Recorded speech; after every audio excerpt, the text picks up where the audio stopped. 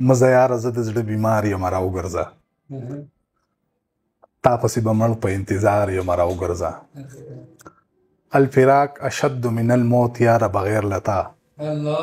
زه په جنت کې هم په دار یم راوګرځه سلامونه خوږو ستړي مه شئ جاوید شاه درمان یم د دغه خپلو دو شعرونو نه د خپرونې آغاز کوو نن سره د سقوط شوي وطن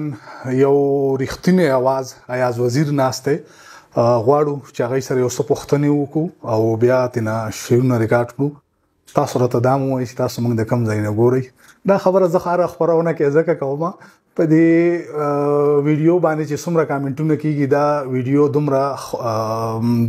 ریچ برځي او خلکو ته رسي نو دا زما هسې یو عادت جوړ شوی دی خو صرف د دې دپاره زه وایم چې دا ویډیوګانې وچلیږي ځکه چې زموږ اکثریت ملګري سنجیده نه دي نو موږ وایو چې دغه غیر سنجیده او خلکو ته هم زموږ دا ویډیو رسي راسره اوسئ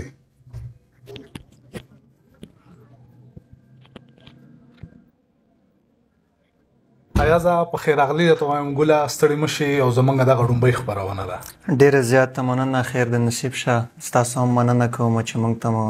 جوګه د دې جوګې موږ هم وګڼلو چې تاسو سره کینو خبرې او شعرونه شریکو د اعزاز دی څه مصروفیات دي نن سبا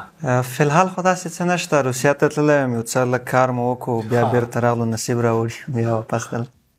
فلحال فارغ وي فلحال یا فارغ شعر و شاعري سره د کله نه مطلب یا د شعر و شاعري کله نه شروع کړې ده او دې سره د هغه ادب ذوقي د کله نه وه شعر سره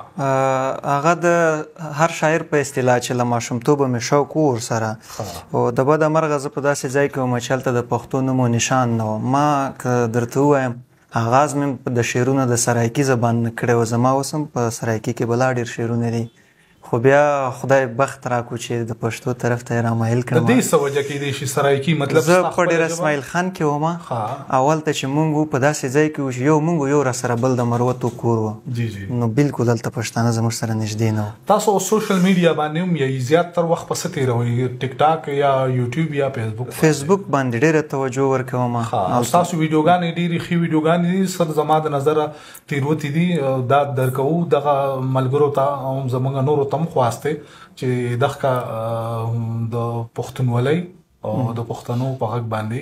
راپورته خپل غږونه نو تاسو زیاتتر شعر لیکئ که نظم که یا بل کوم څه او غزل او نظم ته مې ډېر کار کړی دی غزل ته به ډېر وي نظم لږ دی خو بیا هم د دې سره سره په سوشل میډیا باندې اصلاحي ویډیوګانې هم کوو د بدو رواجونو او د هغه کیسو چې وطن ته تاوان ورکوي ټولنه ته تاوان ورکوي غندوی او چې څوک ښه کار کوي ستایوي نو په دې برخه کې مې هم کار کړی مطلب ټولنیز هغه پیغامونه چې دي خپروئ ښه خبره ده تاسو کتاب چاپ دی که نه چاپ شوی نه دی ډېر ملګري راته وایي چې کتاب چاپ کوي رسېدلی هم دی تر یو نیم کتاب خو به بروي خو زه وایم چې دا غزل ستاسو غوندې خلک واوري او هغه موږ ته وښایي چې دا ښه دی نه دی ښه بیا به مخکې انشاءالله د کتاب پروګرام د دې خپرونې شروعات ستا د خاموشۍ یا غزل نه کوو راته ووایه سمه ده انشاءالله دا خو به پکې کټ کېږي که نه ده خیر دی څه مسله نه کوي درمان صاحب له د غزل به زه شروعات وکړم چې تر څو به د اختیار وي دا ژوره خاموشي تر څو به د اختیار وي دا ژوره خاموشي تر څو به د اختیار وي دا ژوره خاموشي په کار خو دومره نه وه پېښوره خاموشي دا سراسر تاوان دی د پښتون وطن دپاره که لره خاموشي ده او که بره خاموشي مننه او یو څو سړي اوري خو سر خم لکه بوتان دی یو څو سړي اوري خو سر خم لکه بوتان دي یو څو سړي اوري خو سر خم لکه بوتان دي یو څو ځوانانو ماته کړه په نره خاموشي د ستا د هر یو کاڼي په حساب ګوتې وهمه تر ډېره ماته شوې ده خیبره خاموشي مننه وطنه د تېر شوي وخت بخښنه راته وکړه وطنه د تیر شوي وخت بخښنه راته وکړه زه بالکل ملامت یم په هره خاموشي ډېر ښه اعتراف دی دا ښه ګنې دا ډېر کم شاعران کوي اعتراف مننه او ایاز وزیره دومره خو د دین کتاب کې نه وه دا څومره چې راغلي تر منبره خاموشي بدکارو کې رازونه په بېکارو کې رازو ظالمه موږ د کلي مزګزارو کې راځو او موږ به د یو شاته په ړومبي صف کې ولاړ او موږ د تر اخره وفادارو کې راځو سره خپل شعرونه مو هم سره سره به ستاسو نه مو ستاسو شعر موږ ته خوند راکړي مننه دغه شعرونه یو څو دي چې په خاموشۍ مې ډېرو خلکو شکرانې وایستې ما په خبرو کې بڼې له زمانې وایستې او هغه چې ماته د ظلم پچپړې ویلې هغه چې ماته د ظلم پچپړې ویلې زما په وینو باندې هغو کارخانې وایستې ستا ډایل شوی نمبر تر اوسه بند را درومي د دې خبرې مې 1500 مانې وایستې او اغیارو زه په مذهبونو کې مصروف ساتلم اغیارو زه په مذهبونو کې مصروف ساتلم دوی په آرام زما له کلي خزانې وایستې ایاز وزیره تا به ویل چې زما خپل سړی دی په څه خبره نن ساکي له میخانې وایستې او دغه هم دی چې زاړه طرزونه پخواني د موسیقۍ اورم پخواني د موسیقۍ اورم چیرته شپونکی د یوازونه د شپېلۍ اورم له پښتونخوا د پښتنو نومونه ورک وګڼه له پښتونخوا د پښتنو نومونه ورک وګڼه نه دریا خان شته نه درخو نه درخانۍ اورم صحیح د مورې باقي ځان ته توجه ورکوم یو څو کیسې مې د بربادې زندګۍ اورم لکه بوډا بېوسه زه د ژمي لمر ته ناست یم واده کې شر دی ویر ژړا د ګاونډۍ اورم ایاز وزیره ستا د شونډو په پاړ ورسېدم خبره دا ده چې کیسې د جدایۍ اورم ډېر ښه دی وایي هر څوک ډکه ګرځومه د پیغوره لمن هر څوک ډکه ګرځومه د پیغوره لمن خو بیا هم نه وینځم یاره ستا له توره لمن داسې کلک لاس د نیولې د یار رک نه شمه لکه ماشوم چې سږ نیولې وي د موره لمن دغه غزل هم در سره شریکوم چې کیسه درنه د پښتانه د ټینګې ملې وتړي ساړه پتري مې د ملګري په سینې وتړي که په وړه خبره اختلاف جوړوي بیا د نیتونه ټول عمرې د جنازې وتړي دغه چې تا ته معرفي یم داسې نه یم دی دغه چې تا ته معرفي یم داسې نه یم دی خلک په ما پسې له خپل ځانه کیسې وتړي څه بېمانې څه بدنصیبه ملنګي مې وکړه زه چې تېرېږم ټول کلی دروازې وتړي د بل د غږ په نامه ناستو پیغلو وموبخئ د بل د غږ په نامه ناستو پیغلو وموبخئ زمونږ بېځایه رواجونه زمونږ خولې وتړي یو څو ملګري ما ایاز وزیر ته هم پکار دی سپینې جنډې چې مې د قبر په خازې وتړي چې د شارګ نه یې نږدې خدایه چغې دې څنګ نه اورېدې خدایه درغاړي وزمه زه چېرته ایتو د حرم اوږد کدې خدایه زما نظر نه دی دا ډېر لرې دی دومره نږدې مې ولیدې خدایه زما قسمت خوار او زاره کلمې تیروا دا بېوسۍ خو وینې یاره